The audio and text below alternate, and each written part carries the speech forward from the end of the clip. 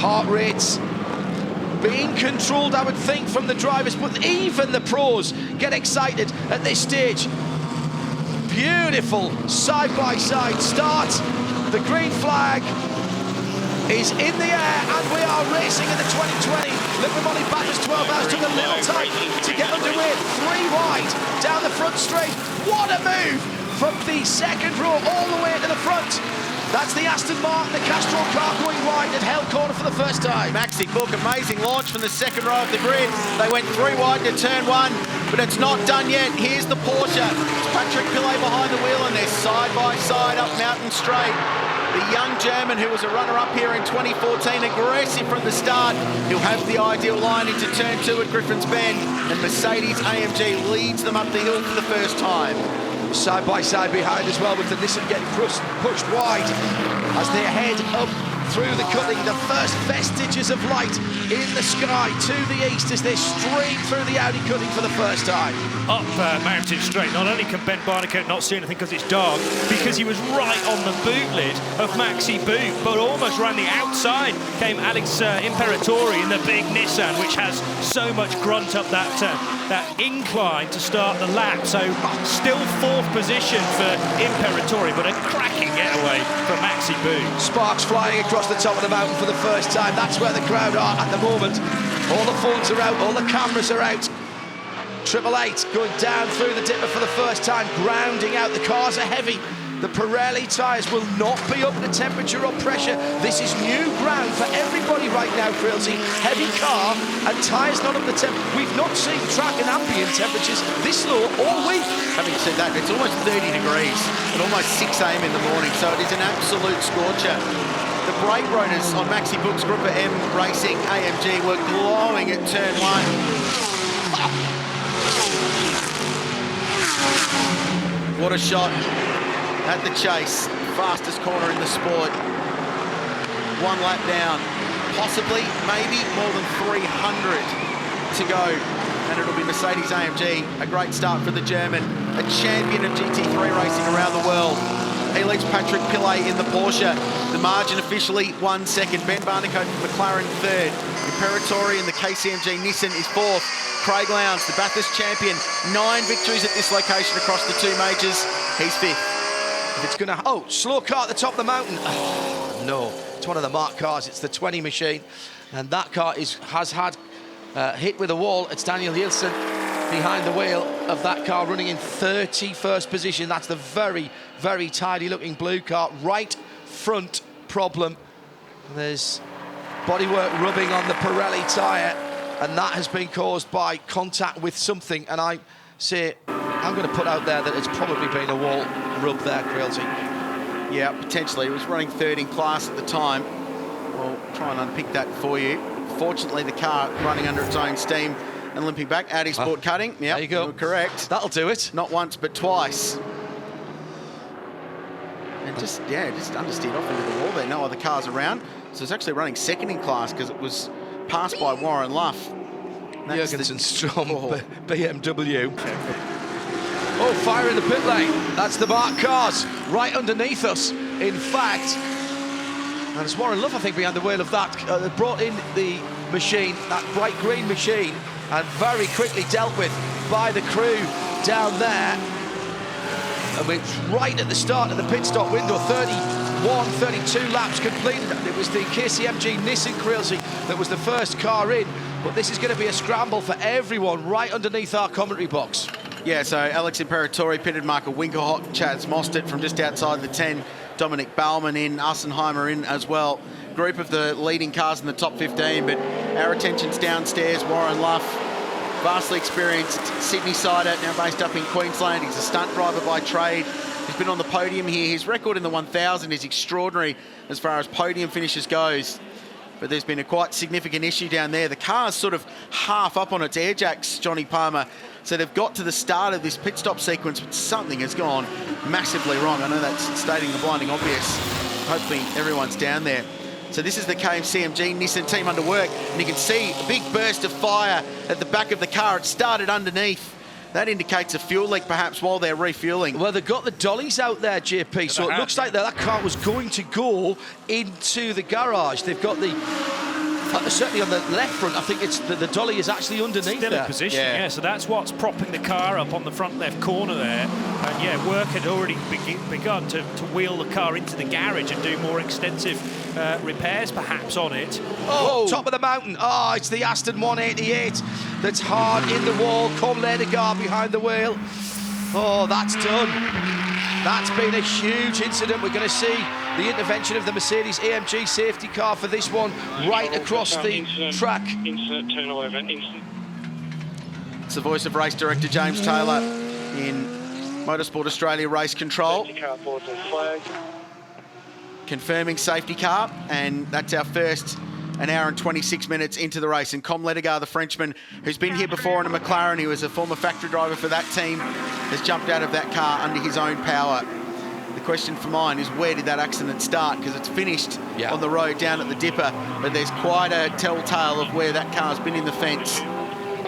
Com Ledegaard out of the car under his own steam. Extensive left-hand side and rear damage to the Aston. He's come across Skyline, and has he lost it at Skyline? Oh, too much curb at Skyline, and hits hard. Oh, man. The right-hand side of that car. There was two big, horrible thuds as he came through.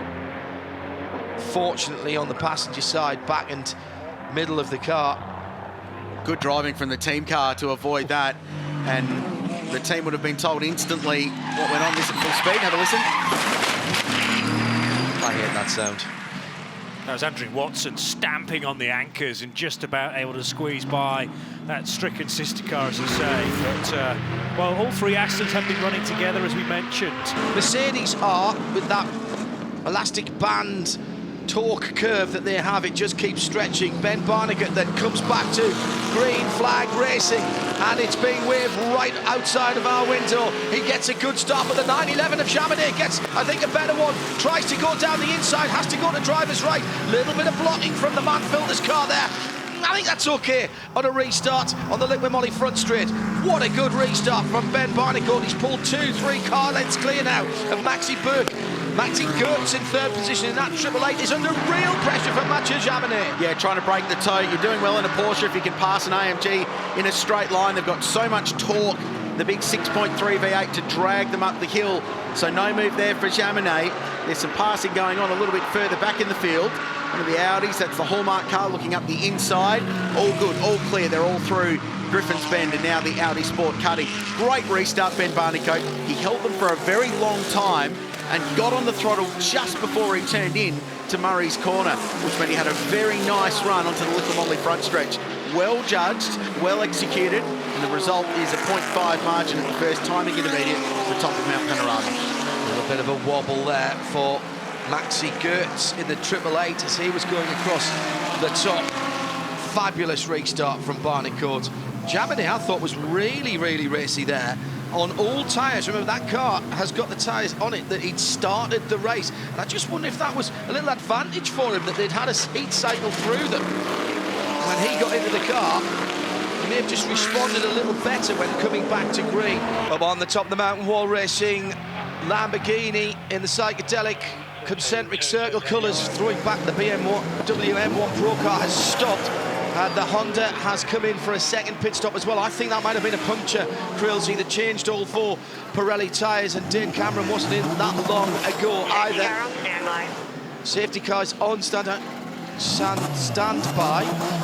They're giving the Lambo every chance to get going again. Up at the top of the mountain, Dane Cameron does finally get underway. And safety car, there it is. It's got a bit, yeah. It is now. So this is a look up at the spares box Dipper. Oh no, he's big contact. That car's not driving anywhere. No, absolutely. I thought he just stopped. We were looking at the good side. That's the side you take the picture from if you're going to put that car up for sale. Right hands, rear or front. Looks great.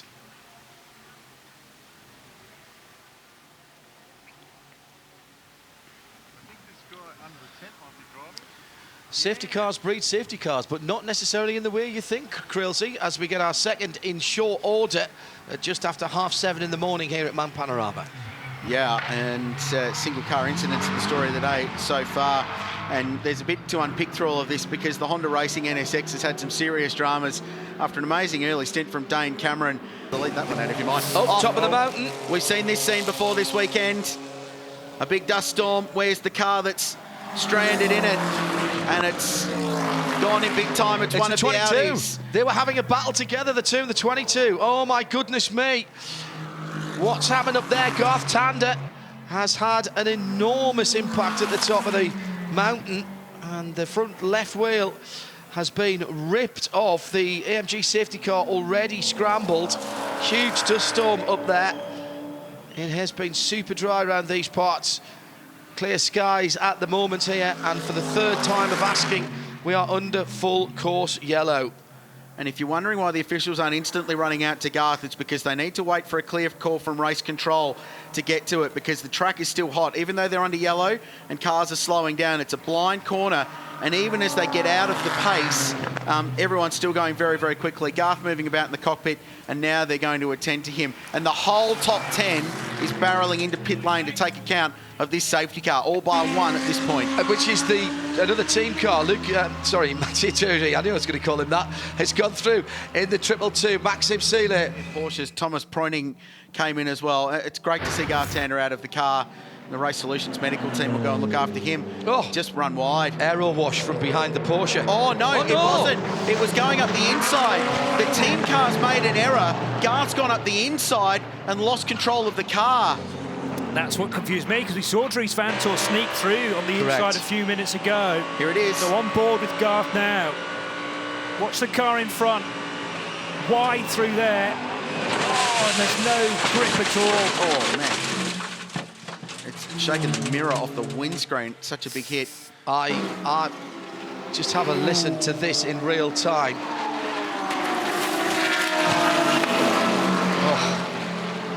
I just think he's maybe got a little bit of push, a little bit of aero-induced understeer. He's really close to the back of that Porsche. He drifted out and had to try and get the car back on the brakes. That put him in the wrong side of the track. Jamie Whincup behind. Here goes JP De Oliveira down the inside, 2 in 1. He got 2 cars in the one corner. The GTR is passing cars like no other today. They're all being backed up behind the number 12. That is Romain Dumas in the Ned Australian Whiskey sponsored car. And that's a really interesting project. And great to have Romain back behind the wheel of a Porsche. He's doing his best to stay out the way, but everyone else sees it as an opportunity. Well, the Bostik Audi, one of the new Evos, tell that by the shape of the grille and the 3 Quattro vents just underneath the front cover there. And that car's going nowhere at the moment. It has no fire. Meantime, what happened? There was a bit of contact, and that was the man filter AMG. Whincup. Oh my goodness me, how close were the 2 Porsches behind as that car was rotated? Wow, I'm speechless. We've seen moment. big Check this accidents there. So Whincup's trying to go down the inside, thinking perhaps that Sini's going to jump out of the way. Oh. And that's the Maguire's number 1 car with Laurens Vanthoor behind the wheel. You've got to worry if he's done damage to that car by having to ride the curbs. The Hallmark car going around, and it just tags the wall. Actually, it was front first there. I saw damage on the left rear. That might have been from the contact with the AMG, JP. Yeah, that was what caused the spin initially, and then it's nosed into the barrier. It got off lightly, so much so the dive plane's still in place, but what a rough old ride in this Maguire's Porsche for Laurens Vanthoor. Have a listen to the impact for this car as it gets the curb. Hey, but hopefully you'll be in for the finish. Yeah, we'll see. The weather might be a bit crazy as well, so hopefully there's a bit of action here, but yeah, hopefully we're okay, and yeah, try and be there at the end. Thanks for the chat, Shane. Sweet, cheers. Another problem for one of the invitational class marked cars. It's the number 20. And we've seen that car with some dramas already this weekend. And it looks to me as though it might have some suspension issues on the left front of that car. And that's where they had contact, I think, earlier on, if memory serves. Daniel Gillison behind the wheel earlier had that issue, and they managed to limp it back. And these things are so durable and so tough. They're purpose-built race cars, but long distance racing. They're not designed for all-out pace. They're designed to go very fast, not really, really quickly, for a long distance, and that's what they do so well. It's all car off the road. That's speaking of the chase, the Honda NSX straight lining it. And plug in Marcus Winkelhock, who's won just about everything in GT3 racing around the world. Multiple wins at the Nürburgring and Spa 24-hour races. Let's just another look at the Honda NSX firing itself off the road. This is a more significant problem, John. I do see. It was my little hopeful heart that they were trying to do something strategically. They've had a tough weekend. All of the Aston Martin teams, and particularly our Motorsport, lost the other car in early running with a huge incident at the top of the mountain, and already the engine cover is off and they're going to work around the front end. And the reason they push it into the garage is they can have more people working on the car. When it's in the working lane, it's a limited number of people, so now they can throw everyone at it. Front splitters coming off. Let's see how far back that twin-turbo AMG sourced, but Aston Fettled V8 sits. It's almost mid-front engines, isn't it, when you think about it? It's almost in the passenger compartment. You made a good point there as well about the engine tuning. Shares the engine with the road-going Aston Martins, and Aston have made quite a few changes to that V8 engine, particularly in the tuning and the fueling map. Doing pads on that car as well while it's in there. They're putting a new front splitter on that car. Has he been off? Bit of a wild ride somewhere, maybe? There's a slight scar to the rear diffuser I noticed as well on the rear left corner. But as we know, that car's been in the wars at times throughout the course of the weekend. So it's not going to be a long stop because Jake's staying in the car. Yeah.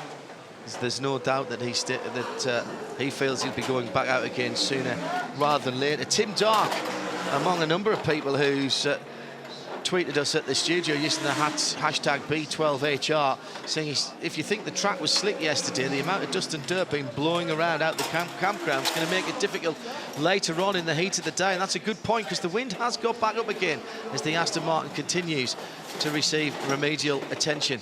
Hang on, slow Porsche at the top of the mountain, and it's not any Porsche either. It's the 911, and Patrick Pilet, well inside the top 10, is not up to speed. He's been passed by 2 or 3 cars there. And is this the first chink in the Weissach armour? It's got all 4 Pirellis under it. I'm pretty certain it looks straight on the road there, guys. Has he got a puncture right rear? Oh, better eyes than me if he has. He's been out for 14 laps. Yeah, it's sitting low at the right. He's spot on. He was just sitting low. Car was a bit skew. Is it a puncture or is it a failure? We're thinking puncture at the moment. You can see, yep, it's definitely flat at the bottom of that Pirelli. Yeah, he's starting to trail the ground as well. Well, bad luck for Pilet, who's been doing a great job. Maybe going a tad quick for that situation, but he wants to get back into the AMG pit entry as quickly as he can. Checks his mirrors left and right. They're going to lose a lap with this. They're going to throw enormous amounts of time just limping back from the top of Mount Panorama, and then to go through the stop sequence as well. They were 14 laps into their current stint, so they're not even halfway through their current run. The only sliver of light that I can give them is if they fuel him now and put a new set of tyres on, he can stay in till the end of that fuel load. So again, he'll have done one of those 1 and a bit stints that some people have tried to do. Okay, it's not great, but it's not disastrous right now. The problem with this happening under green flag, though, is they're going to throw away so much track position. Yes. That they'll go a lap down almost certainly, already a minute and 42 behind the leader. We'll track that for you. He's done a super job of bringing it back. Often the tyre can delaminate quite badly and flail around in the inner guard. This well-honed team go to work with so much experience in Audi Sport Customer Racing Australia. I love the way they're filming it as well. No, that is the part. That is the part that's being held up in case they need it. There's what looks to be a relay. It's Maro Engel, Pirelli replay, top of Mount Panorama. With the leader right in front of him. Ooh, that was a touch on the back of the Bentley there. And the Bentley caught up behind another car in front, so Maxime Soulet is being delayed significantly, and the margin officially 6/10. Yeah, it wasn't any tenths at all for a moment there, was it? It was minus half a tenth as he bent the back of the... And there's nothing Dries Van Thor can do except sit frustratingly in the car. Yeah, hope that's the that new this team part. can fix it, but now they're a lap down now. They'll go another lap down quickly. They knew what it was, Creelsey, straight away. Now, I'm looking at those parts. There's Troy Russell, team boss, just there, supervising thing, headset on. Plug the laptop in as well, see if there's any codes that pop up in the car's ECU that might be pointing to the issue. Some serious issues. I'm hearing one of the Audis on track right now is having another issue, which is really bad news. I think that might be the 222. We'll go back to the commentary box. Thanks, Chad. Stick around. We'll try and get back to you on this because there's so much to break down. And it's a tyre and it's a right rear and it's the same problem they had before.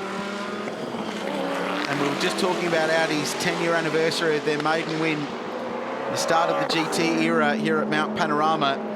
And it's just all come unravelled for them right on the halfway point of this motor race. Well, so it turns out that the problem didn't clear itself and Mattia Drudy needs to link this car back and they'll have to have a more deeper investigation Only, into the right rear corner. only 16 laps on that right rear Pirelli. There's something fundamentally not right there. That's not just tyre pressures. There's got to be something worse than that. But you've got to say, let's have a look at the top of the mountain and see what happens. I'll tell you what, he's very lucky if it's gone. Oh, wow, yes, it has. What a you know catch. what, though?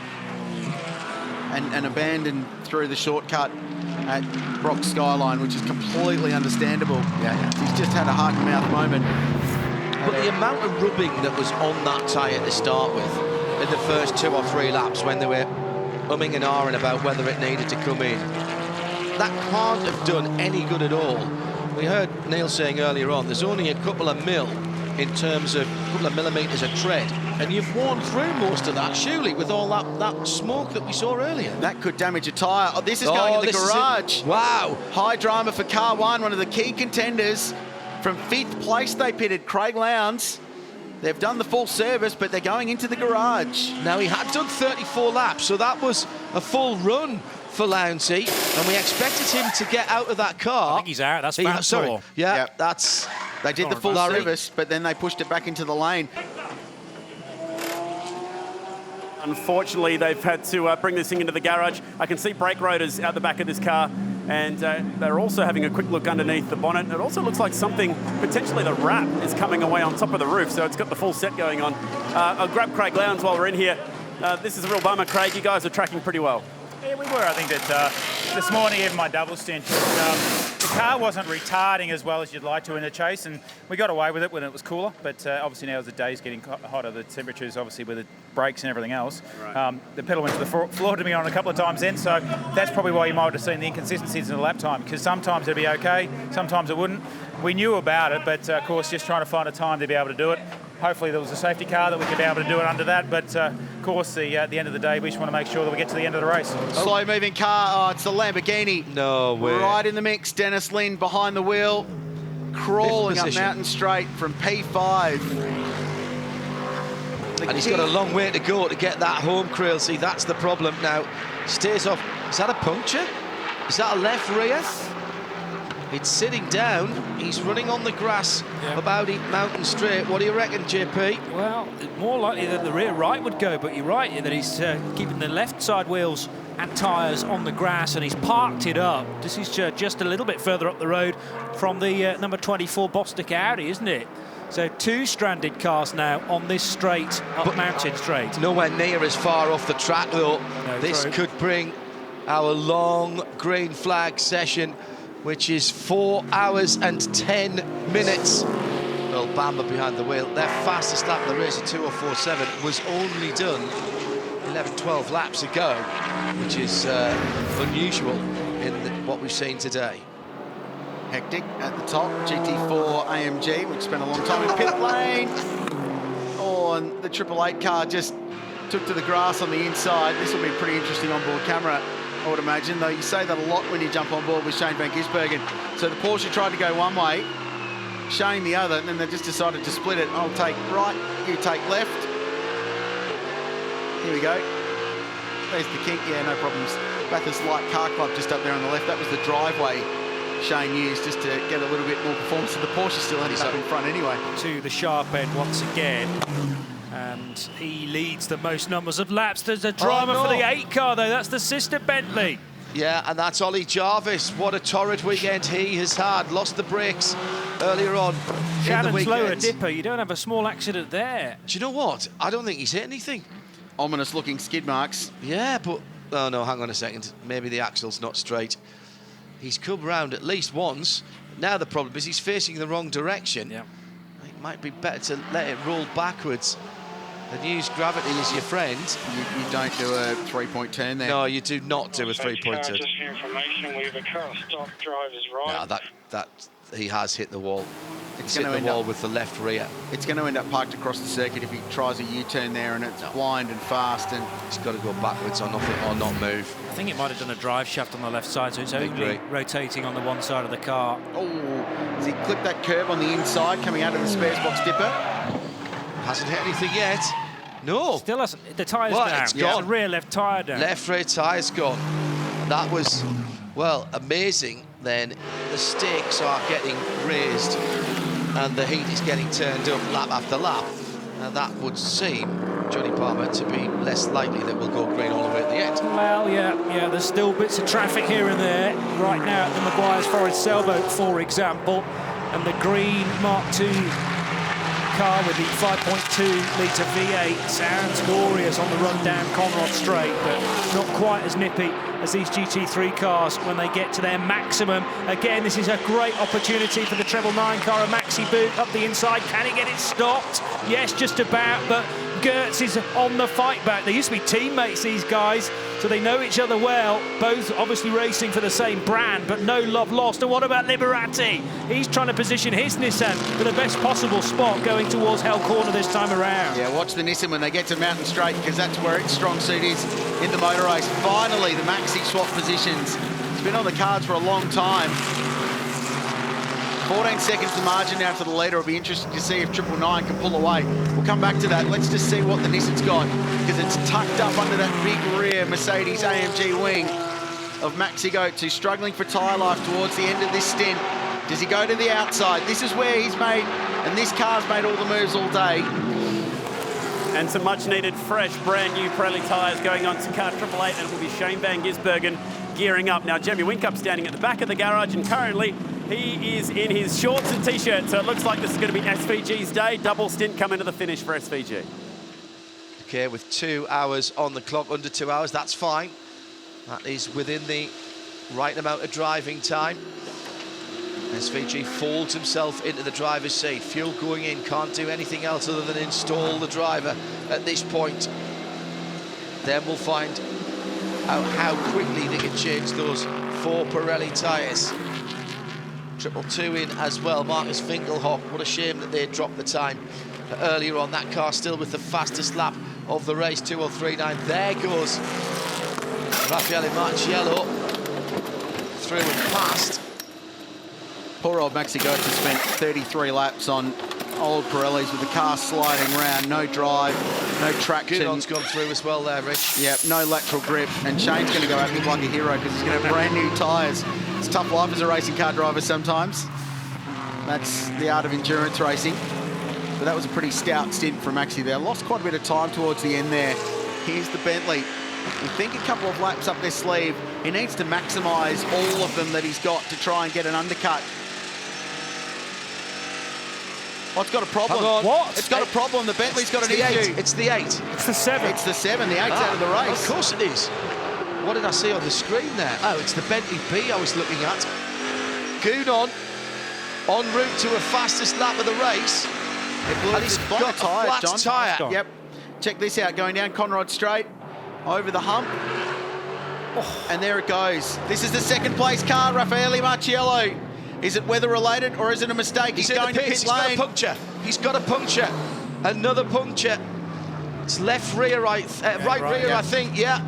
And that happened as he came in. So now the Van Gisbergen and Campbell battle is for second position. How quickly can they turn this car around? Shea Adam is in the lane. Definitely not expecting him to come in. The car is in the lane. The pit board is out. They did not need to refuel the car because it was good to go to the end of the race as raindrops continue to fall very, very lightly on the pit lane, but there's still no sound of tires. So this, as we come through Liqui Moly Murray's corner, we start the last lap of the race. And that is the final lap of the race. Starts now.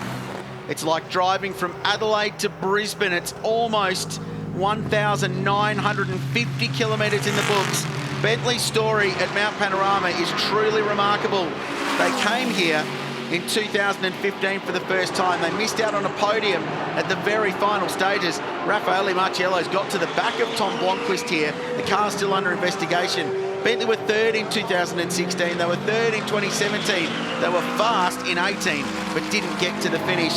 They finished sixth last year. This has been one they wanted to win. Big dive. Marciello down the inside on the McLaren. That's for seconds. Under threat, they might need this. They might need a bit of a breathing space if they get some kind of time penalty. Their last pit stop still under investigation.